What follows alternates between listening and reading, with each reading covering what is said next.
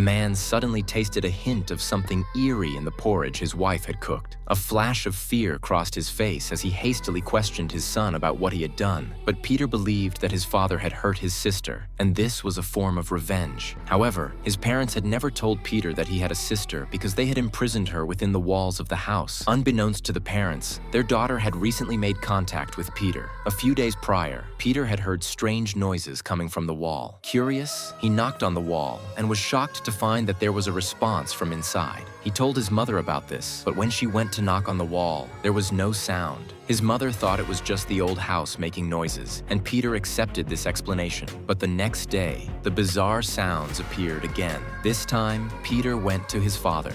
After examining the walls, his father concluded that the noises might be coming from mice. The following day, the father and son placed some mouse poison along the walls, but the eerie sounds persisted. On that very day, a voice came from the wall, claiming to be Peter's sister. She said that she had been imprisoned within the walls by their parents since she was young. She told Peter that their parents were demons. At his sister's prompting, Peter dug up a skull in the yard. At that moment, he finally believed that his parents were demons, and so the idea of killing them began to take root in his mind. By this point, his father had already started vomiting black blood non-stop. His mother was shocked by the sight and wanted to call the police, but discovered that the phone line had been cut. She immediately grabbed a knife and rushed towards Peter, but just as she was about to catch him, she succumbed to the poison and died. Peter took the opportunity to kick his mother down the stairs and snatch the keys from her body. He was determined to free his sister, who was imprisoned in the wall. With her dying breath, his mother warned Peter not to let her out, but he had already lost his sanity. He firmly believed that his parents were demons and that only his sister could save him.